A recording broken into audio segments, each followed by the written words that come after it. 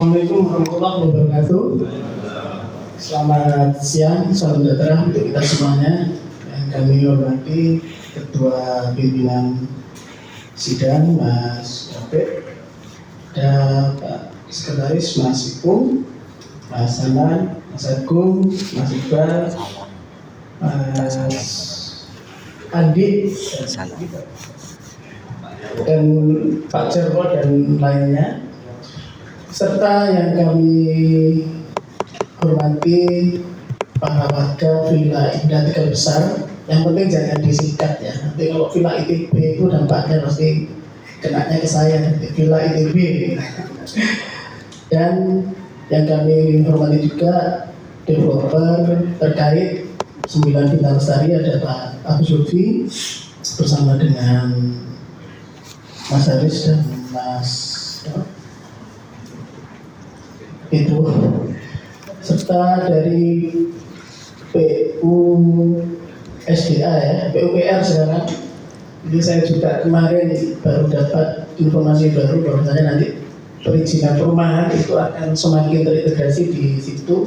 Jadi monitornya akan lebih enak lagi, serta teman-teman wartawan yang tidak banyak disebutkan satu persatu. Jadi siang ini kami juga sangat prihatin atas apa yang terjadi di Villa Indah Tegal Besar, karena ini kemarin menjadi sorotan teman-teman nasional juga. Jadi kemarin itu kami sempat ditegur oleh langsung DPD Jatim. Ini ada informasi ini kan menjadi informasi nasional, karena Jember ini setiap beritanya itu selalu nasional. Jadi kami ditegur, dan rata-rata teman-teman pengembang itu melihat lokasi rumah itu dari Google Earth dan Google Map. Ya, di situ memang ada beberapa hal yang disampaikan pada kami terkait dengan lokasi yang terkait. Jadi saya mengikuti proses perumahan ini memang hampir bersamaan dengan kami berdirinya di atas tahun 2012 atau 2015-an ya. Di situ prosesnya sangat panjang. Jadi sebetulnya dari dulu di perumahan sipil itu sering terjadi banjir. Jadi saya sendiri ingin warga ini mendapatkan solusi yang terbaik, karena dari dampak ini bukan hanya Villa Indah Tegal Besar saja, akhirnya memang seluruh developer itu juga disidak oleh rekan-rekan Komisi C dan Komisi B. Dan memang di sini kami akan menyadari ini menjadi tanggung jawab bersama, apalagi di kami asosiasi.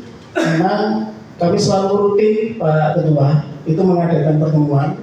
Ya harapannya kalau bisa hadir, ya kita bisa memberikan kontribusi ataupun masukan bagaimana tentang dampak yang terjadi saat ini.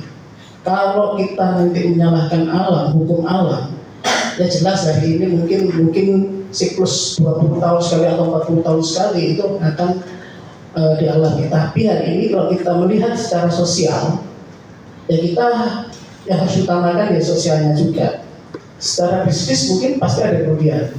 Saya juga mengalami itu sempat di daerah wilayahnya perumahan saya itu ada bantaran.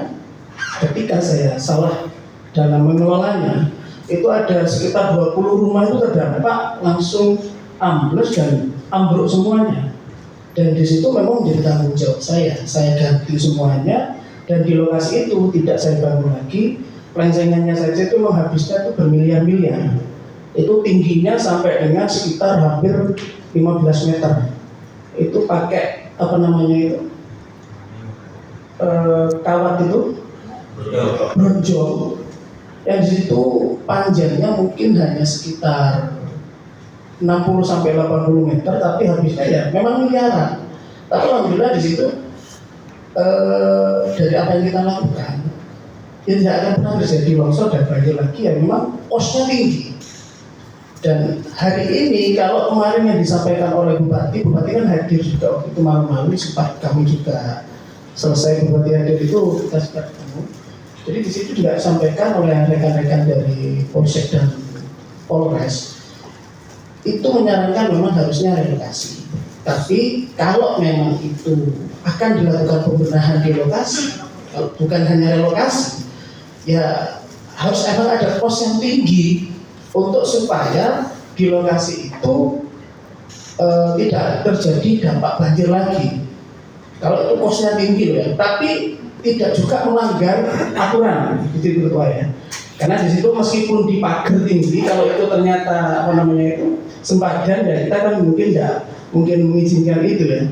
Tapi di sini saya ingin banget dari asosiasi juga kita duduk bersama supaya ini dampaknya tidak nanti kemana-mana, agar warga juga nyaman, tenang menempati rumahnya, dan harapannya orang berinvestasi itu kan memang setiap tahun itu kan mengalami nilai investasi kenaikan yang tinggi. Tapi dengan dampak lingkungan biasanya memang ada paranoid ya, sehingga orang untuk beli itu tidak mungkin berani lagi.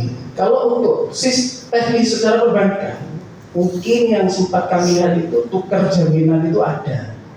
Misalnya kalau ada relokasi lah, katakan seperti itu ya.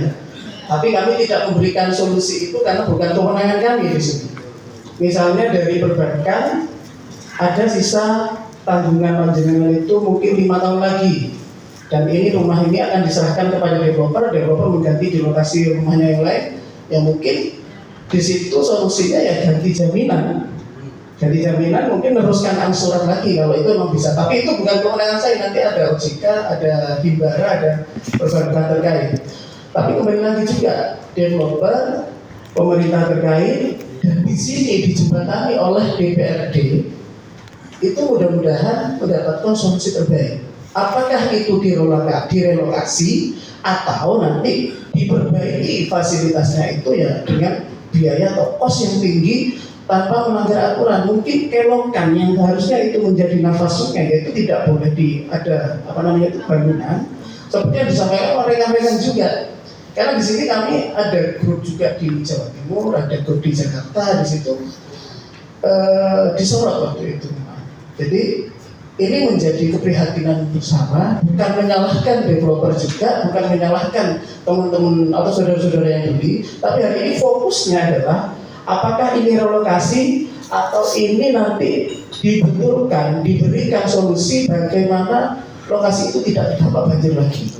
Kalau itu diberikan solusi misalnya di pagar atau di pengunjung yang setinggi-tingginya, sekuat-kuatnya, ya kosnya besar. Ya itu nanti menjadi tanggung jawab siapa? Itu nanti sebenarnya kita juga akan duduk bersama. Karena ada pertemuan lagi ya ketua.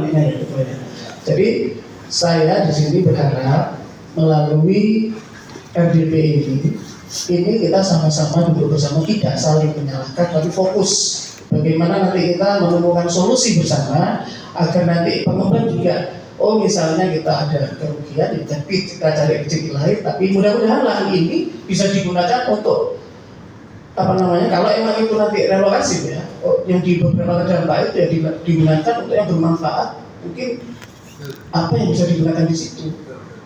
Tapi di situ ya kita jangan sampai merugikan pengembang juga, ya membantunya seperti apa nanti itu intinya. Tapi harapannya kalau jenengan ngangsur kan sudah panjang itu, kalau jenengan enggak, ya nanti itu selamanya dua. Ketika tidak dibayarkan, ya nama itu kan akan blacklist. Ngambil rumah lagi kan sudah nggak akan bisa jadinya. Ya ini kan menjadi gampang kan. Jadi solusinya itu tadi relokasi, tapi teknis relokasinya ini nanti harus emang ada pihak perbankan dan OJK agar ini ketemu solusinya. Terus yang terakhir, ya tadi seperti yang saya sampaikan mungkin ketiga kalinya ini, kalau dibetulkan ya harus benar-benar sesuai dengan standar yang tidak akan terjadi lagi banjirnya. Kalau di situ nanti seterusnya dengan ada was-was, tapi ini kan mohon maaf ketua, kalau sampai terjadi ada kerugian nyawa, ini kan akan nanti beda lagi sudah. Ini kan mumpung belum terjadi, karena ini hampir musiman. Loh yang di perumahan saya saja, yang notabene-nya di seluruh wilayah sana, tingkat besar itu, aliran perumahan itu pembuangannya itu jadi satu di tempat saya, yang harusnya masing-masing di perumahan itu juga ada pembuangan langsung ke sungai besar. Di situ akhirnya terus jadi langganan banjir. Tapi saya juga mencoba bagaimana sungai itu yang tadinya berkelok kita luruskan supaya diperdalam lagi dan tidak banjir, ya itu kita upayakan. Dan di sini ya kita harus ada cost yang kita keluarkan supaya itu sesuai dengan hukum bisnis. Pembeli nyaman, penjual mendapatkan untung, dan nomor satu adalah keselamatan, baik itu keselamatan material ataupun nanti ya immaterial, terutama psikis ya. Tadi saya melihat ceritanya sangat miris sekali, tapi nanti saya rasa ini tidak perlu diperdebatkan terus berulang-ulang. Hanya solusinya ya dua itu saya rasa, antara relokasi atau pos biaya yang memadai untuk agar itu tidak terjadi banjir lagi tanpa melanggar aturan. Itu aja mungkin dari saya. Terima kasih atas waktunya. Mudah-mudahan menjadi solusi untuk seluruh warga Villa Indah Tegal Besar dan developer, dan kami dari RE juga ikut prihatin. Mudah-mudahan kita semuanya diberikan kemudahan di dalam menemukan solusi untuk ini. Terima kasih. Assalamualaikum warahmatullahi wabarakatuh.